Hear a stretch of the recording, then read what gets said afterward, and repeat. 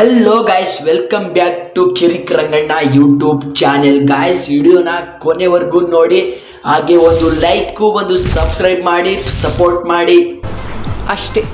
Sir, ಕಾಲೇಜ್ಗಳಿಗೆ ಹೋಗ್ತೀರಾ, ಸ್ಕೂಲ್ಗಳಿಗೆ ಹೋಗ್ತೀರಾ, inspirational speeches ಕೊಡ್ತೀರಾ? ಓ ಬಾರೋ ಅಪರೂಪದ ಮುಳ್ಳಂದಿ ಬಾಬಾ. ಅದೇ ಫೀಲ್ಡಿಗೆ ಬರ್ತೀರಾ?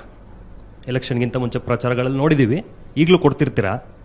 ಯವ್ರ ಬಿಡ್ಡ ಮನ ಅಪದಿ ಅಂತ ಒಂದು ಈ ತೆಲುಗು ಫಿಲ್ಮ್. ನಾನು ಕನ್ನಡದವನು. ಇದನ್ನೆಲ್ಲ ಕಣ್ಣಿಂದ ನೋಡಿ ಕಂಗಾಲ ಆಗ್ಬಿಟ್ಟಿದೀನಿ. ನೀವು ನೋಡಿ ಸರ್, ನೀವು ಒಬ್ಬ ಕನ್ನಡ ಮೀಡಿಯಂ ಸ್ಟೂಡೆಂಟ್ ಅಂತ ಹೇಳ್ತೀರಾ, ಆದ್ರೆ ಜನಗಳ ಮಧ್ಯೆ ಹೋಗ್ಬಿಟ್ಟು ತೆಲುಗು ಮಾತಾಡ್ತೀರಾ. ನಾನು ಬೇರೆ ಭಾಷೆ ವಿರೋಧಿ ಇಲ್ಲ. ನಾವು ನೀವು ಒಂದೇ ಸರ್, ಒಂದ್ ನಿಮಿಷ. ನಿಮಗ್ ಕನ್ನಡದ ಮೇಲೆ ಪ್ರೀತಿ ನಿಮಗಿದೆಯೋ ನನಗಿದೆಯೋ, ಒಂದು ಕೆಲಸ ಮಾಡಿ, ಒಂದು ಪೆನ್ನು ಪೇಪರ್ ಕೊಡಿ, ಮತ್ತೆ ಭೇಟಿಯಾಗೋಣ. ನಮಸ್ಕಾರ. ಅಲ್ಲ ಸರ್, ಕನ್ನಡದಲ್ಲಿ ಯಾವ ಪದ ಹೇಳ್ತೀರಿ ಹೇಳಿ, ಒಂದು ತಪ್ಪಿಲ್ದೆ ನಾನು ಬರೀತೀನಿ. ನನ್ನ ಕನ್ನಡದ ನೈತಿಕತೆ ಇಲ್ಲ. ನೀವೇ ತೆಲುಗು ಮಾತಾಡಿ. ಒಂದು ಅಭ್ಯಾಸ ಆಗಿರುತ್ತೆ ನಮಗೆ.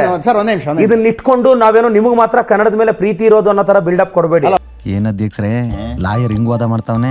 ನಿಮಗಿಂತ ಅತಿಯಷ್ಟು ಪ್ರೀತಿ ನಮಗಿದೆ. ನಾನೊಂದು ಕನ್ನಡ ಶಾಲೆನ ದತ್ತು ತಗೊಂಡಿದ್ದೀನಿ. ವಿಜೇಂದ್ರ ಅವರೇ, ಇದನ್ನ ಕನ್ನಡ ತೆಲುಗು ಆ ಫೈಟಿಗೆ ತರಬೇಡಿ. ಬೆಳಗಾವಿಯಲ್ಲಿ ನಿಮ್ಮ ಪಕ್ಷದವರು ಮರಾಠಿಯಲ್ಲಿ ಪ್ರಚಾರ ಮಾಡ್ತಾರಪ್ಪ, ಏನ್ ಮಾಡ್ತೀರಿ ಅದಕ್ಕೆ? ನಿನ್ಗಿದು ಬೇಕಿತ ಮಗನೇ, ವಾಪಸ್ಸು ಒಂಟೋಗು ಶಿವನೇ. ಬಳ್ಳಾರಿಗೆ ಹೋದ್ರೆ ನಿಮ್ಮ ಪಕ್ಷದವರು ತೆಲುಗುನಲ್ಲೇ ಮಾತಾಡ್ತಾರೆ. ಅಲ್ಲಲ್ಲ, ದಟ್ ಈಸ್ ಡಿಫ್ರೆಂಟ್. ಈ ಗಡಿ ಜಿಲ್ಲೆಗಳಲ್ಲಿ ಭಾಷೆಗಳು ಮಿಕ್ಸ್ ಆಗ್ತಾವ್ರಿ. ತಮಿಳುನಾಡು ಗಡಿಗೆ ಹೋದ್ರೆ ತಮಿಳುನಾಡಿನಲ್ಲಿ ಇನ್ನು ಮಂತ್ರಾಲಯಕ್ಕೆ ಹೋದ್ರೆ ಬರೀ ಕನ್ನಡದಲ್ಲೇ ಮಾತಾಡ್ತಾರೆ. ಮಂತ್ರಾಲಯ ಇರೋದು ತೋರಿಸ್ತೀನಿ. ಇರಿ ಸರ್, ಒಂದು ನಿಮಿಷ. ನಿಮ್ಮ ಕನ್ನಡದ ಪ್ರೀತಿ ಬಗ್ಗೆ ನನ್ಗೆ ಇಷ್ಟ ಆಯ್ತು. ಒಂದ್ ನಿಮಿಷ ಲೈವಲ್ಲೇ ಕೇಳ್ತೀನಿ. ಕನ್ನಡದ ಬಗ್ಗೆ ನಿಮ್ಗೆ ಇಷ್ಟು ಪ್ರೀತಿ ಇದೆಲ್ಲ, 7 ಜ್ಞಾನಪೀಠ ಪ್ರಶಸ್ತಿ ವಿಜೇತರ ಹೆಸರು, ಅವ್ರು ಬರ್ದಿರೋ ಕೃತಿ ಹೆಸರು ಹೇಳ್ರಿ. ಏನಂದೆ, ಇನ್ನೊಂದ್ಸಲ ಹೇಳು. 7 ಜ್ಞಾನಪೀಠ ಪ್ರಶಸ್ತಿ ವಿಜೇತರ ಹೆಸರು, ಅವ್ರು ಬರ್ದಿರೋ ಕೃತಿ ಹೆಸರು ಹೇಳ್ರಿ. ಕ್ಯಾರ ಕಿತ್ತೋದಂಗೆ ರೋಡ್ ಹೊಡೀರಿ ಲೋಪಾರ್ ನನ್ನ ಮಕ್ಕಳನ್ನ. ಈಗ ಹೇಳ್ರಿ, ನಾನು ನಿಮ್ಗೆ ಸಲ್ಯೂಟ್ ಹೊಡಿತೀನಿ, ಹೇಳ್ರಿ ಹೆಸರು. ಅವೆಲ್ಲ ಬೇಡ ರೀ. ನೋ ಹೇಳ್ರಿ. 7 ಜನ ಹೇಳ್ರಿ.